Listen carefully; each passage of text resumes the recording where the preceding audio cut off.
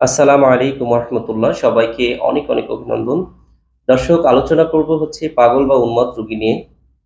খুবই গুরুত্বপূর্ণ একটি টপিক। কারণ হচ্ছে যে আমরা জানি যে একটা মানুষ সুস্থ থাকার জন্য তার মানসিক সুস্থ থাকাটা খুবই গুরুত্বপূর্ণ এবং হেলথের সংজ্ঞা থেকেও জানি। একটা মানুষের হাত, পা, চোখ, নাক সব সুস্থ থাকার পরেও যদি তার ব্রেন সুস্থ না থাকে, আসলে তার কোনো কিছুই সুস্থ না। কারণ ব্রেনটা যদি অনেক সময় হাত অসুস্থ থাকার পরেও অনেক মানুষ মানে স্বাভাবিক জীবনযাপন করতে পারে, বা তার অন্যান্য কোনো অঙ্গ-প্রত্যঙ্গর সামান্য ক্ষতি হলেও সে কিন্তু স্বাভাবিক জীবনযাপন করতে পারে। বাট কারো যদি ব্রেনের সমস্যা হয়, সেক্ষেত্রে কিন্তু আমরা জানি যে সেই মানুষটা পাগল হয়ে যায়, অর্থাৎ তার নরমাল সেন্স থাকে না, সে স্বাভাবিক জীবনে থাকে না বা স্বাভাবিক সম্পর্ক, স্বাভাবিক রিলেশন কোনো কিছুই সে কন্টিনিউ করতে পারে না। তো এই ধরনের মানুষরা আসলে যাদের পরিবারে আছে, অর্থাৎ যাদের পরিবারে একজন মানসিক সমস্যার রোগী রয়েছে, তারা আসলে জানে যে এটা কত জটিল এবং কঠিন মানে সমস্যা। কারণ হচ্ছে যে অন্যান্য যেকোনো অঙ্গের সমস্যা হলেও তাকে ম্যানেজ করা যায়। কিন্তু ব্রেনের সমস্যা হয়ে গেলে, পাগল হয়ে গেলে, মেন্টাল প্রবলেম হয়ে গেলে এই রোগীকে মেইনটেইন করা সো টাফ হয়ে যায়। তো দর্শক, এরকম একটা গুরুত্বপূর্ণ বিষয় নিয়ে আসলে কথা বলব। তো এই মানসিক সমস্যা হলে সাধারণত আমরা যদি দেখি যে কি কারণে এই মানসিক সমস্যা হয়, এই কারণগুলো যদি আমরা অনুসন্ধান করি, তাহলেই এর চিকিৎসা পেয়ে যাবো হোমিওপ্যাথিতে। তো হোমিওপ্যাথিতে মানসিক রোগের চিকিৎসা নিয়ে আমি কথা বলব। আগে কজেশন নিয়ে একটু কথা বলি। তাহলে আপনারা খুব সহজেই আমরা এটার সলিউশন দিতে পারবো ইনশাআল্লাহ। কারণ হোমিওপ্যাথি একমাত্র চিকিৎসা পদ্ধতি যেখানে মানসিক লক্ষণ নিয়ে সবচেয়ে বেশি কাজ করা হয় এবং মানসিক লক্ষণকেই সবচেয়ে বেশি গুরুত্ব দেওয়া হয় ওষুধ নির্বাচনের ক্ষেত্রে। যেটা অন্য কোনো চিকিৎসা পদ্ধতিতে এই সিস্টেম অতটা ফলো করা হয় না। তো আসুন আমরা জানি যে আসলে কেন মানসিক সমস্যাগুলো হয়।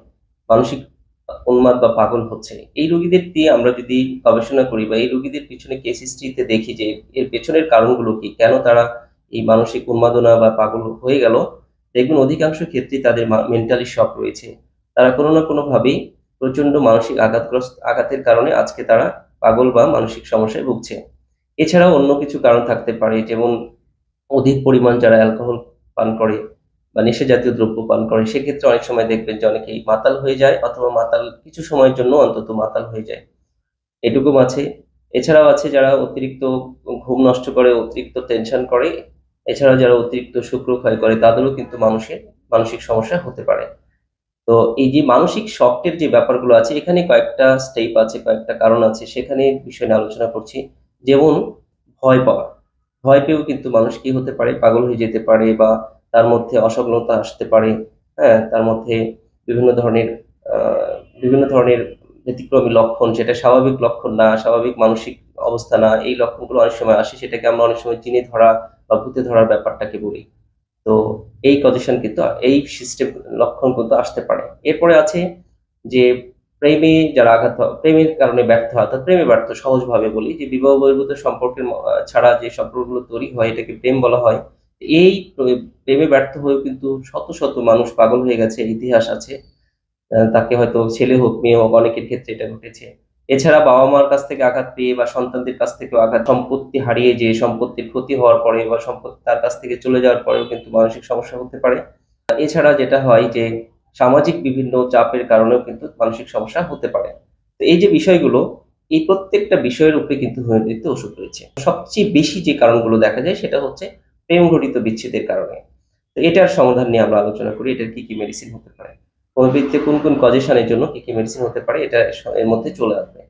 তো সবচেয়ে বেশি যে ব্যাপারটা আসে সেটা হলো যে প্রেম ঘটিত বা বিবাহ বহির্ভূত সম্পর্কের কারণে অনেক সময় যখন এটা ব্রেক হয়ে যায়, ব্যর্থ হয়, তখন তার বিভিন্ন মানসিক সমস্যা দেখা দেয়। তো এবং অনেকেই পাগল হয়ে গেছে, এরকম আমরা আমাদের সামাজিক অবস্থায় বা আমরা বিভিন্ন রোগীদের সাথে কথা বলে এটা জানতে পারি। তো এটা এইরকম সমস্যা, অর্থাৎ কোনো প্রেমে ব্যর্থ হওয়ার পরেও যদি কারো মানসিক সমস্যা দেখা দেয়, তার পাগল বা উন্মাদনা বা বিভিন্ন ধরনের অসংলগ্ন ব্যবহার তার মধ্যে দেখা যায়, সে হয়তো খুব গ্রিফ হয়ে গেছে, এমন সাইলেন্ট হয়ে গেছে যে সে চুপচাপ থাকে, কারো সাথে কথা বলে না, ঘরের কোণে সবসময় বসে থাকে, একা, একা যখনই হয় তখনই সে কান্না করে। এই ধরনের লক্ষণ যদি তৈরি হয় মানসিক আঘাত পেয়ে, অর্থাৎ প্রেমে ব্যর্থ হোক বা অন্য কোনো কারণে হোক, যেকোনো মানসিক আঘাতের কারণে তার মধ্যে যদি এই সিম্পটম গুলো চলে আসে, তার মেডিসিন কিন্তু ইগনিশিয়াম, খুবই চমৎকার একটা মেডিসিন, এবং এটা নিয়মিত সেবন করলে সে সুস্থ হয়ে যাবে ইনশাআল্লাহ। এরপরে যদি এই একইভাবে কোনোভাবে মানসিক আঘাত পেয়ে মানসিক কষ্ট পেয়ে, মানসিকভাবে ভয় পেয়ে যদি তার মধ্যে এই ইয়েটা আসে যে সে খুব ভায়োলেন্ট হয়ে গেছে, সে সবার সাথে অশালীন কথা বলছে, অশালীন অঙ্গভঙ্গি করছে, কাউকে বিশ্বাস করতে চায় না, ওষুধ দিতে চাইলে খেতে চায় না, মারধর করে, এই ধরনের লক্ষণ যদি চলে আসে তাহলে কিন্তু হাইসেমাস মেডিসিনটা খুবই চমৎকার কাজ করে। এরপরে কোনো ধরনের মানসিক আঘাতের কারণে যদি তার মধ্যে প্রচণ্ডতা আসে, হ্যাঁ, প্রচণ্ডভাবে সে উন্মাদনা দেখায়, পাগলামি দেখায়, কামড় দেয়, যাকে ইচ্ছে তাকে মারে, হ্যাঁ, বিভিন্ন ধরনের খারাপ গালিগালাজ কথা বলে, এইরকম প্রচন্ড ভাব চলে আসে, তাহলে তার মেডিসিন হচ্ছে বেলেডোনা। একইভাবে যদি মানসিক আঘাত বা ভয় পেয়ে যদি তার মধ্যে মৃত্যু ভয় চলে আসে, সে ছটফট করে মৃত্যু ভয় চলে আসে এবং সে বলে যে আমি আজকেই মরে যাব, কালকে মরে যাব, আত্মীয় স্বজনকে সবাইকে ডাক দাও, হ্যাঁ, প্রচন্ড ছটফট করে, পানির পিপাসা চলে আসে অনেকেই, বিশেষ করে ভয় পেয়ে যদি এই ধরনের লক্ষণ আসে তাহলে তার মেডিসিন কিন্তু অ্যাকোনাইট খুবই চমৎকার কাজ করে থাকে। প্রিয় দর্শক, এছাড়া স্টামোনিয়াম মেডিসিনটা মানসিক লক্ষণের জন্য খুবই চমৎকার একটা মেডিসিন। যদি এই লক্ষণটা আসে এরকম যে প্রচন্ড ভয় পাচ্ছে এবং কোনোভাবে একা থাকতে চায় না, সবসময় তার পাশে কাউকে সঙ্গী চায় এবং প্রচন্ড গালিগালাজ করে, প্রচন্ড ধরনের ভাঙচুর এই সেই করে, বিশেষ করে তার মধ্যে প্রচন্ডতা এবং সে প্রচন্ড ভয় পায়, একা থাকতে চায় না, কোনোভাবেই তার সামনে কখনো আলো অফ করতে দেয় না, তার সাথে সবসময় লোক সঙ্গ চাই, এই ধরনের লক্ষণ যদি কারোর মধ্যে আসে তাহলে স্টামোনিয়াম মেডিসিনটা খুবই চমৎকার কাজ করে থাকে। আর একটা মেডিসিন রয়েছে রাউলফিয়া, যে কোনো ধরনের মানসিক সমস্যার কারণে আপনি এই ওষুধটা কন্টিনিউ করতে পারেন ইনশাআল্লাহ, তাহলে ভালো কাজ করবে। তো এগুলো হচ্ছে মানসিক লক্ষণের সবচেয়ে ভালো মেডিসিন। তো যারাই এ ধরনের মানসিক রোগী যাদের পরিবারে আছে বা যাদের চেনা জানা আছে তাদের হিস্ট্রিটা নেবেন। যদি এই ধরনের কোনো লক্ষণ পান আপনি একটু কন্টিনিউ একজন হোমিওপ্যাথি চিকিৎসকের সাথে পরামর্শ করে কন্টিনিউ করেন কিছু ওষুধ, যে ওষুধের তার সিমটমস গুলো আসে এবং পজিশন আসে, দেখবেন কত দ্রুতভাবে এবং কত সুন্দরভাবে এই রোগীটা রিকভারি করে ইনশাআল্লাহ। তো প্রিয় বন্ধুরা, যা আপনাদেরকে বলবো যে আপনার এই ভিডিওটা শেয়ার করে দিবেন, কারণ খুবই গুরুত্বপূর্ণ একটি ব্যাপার।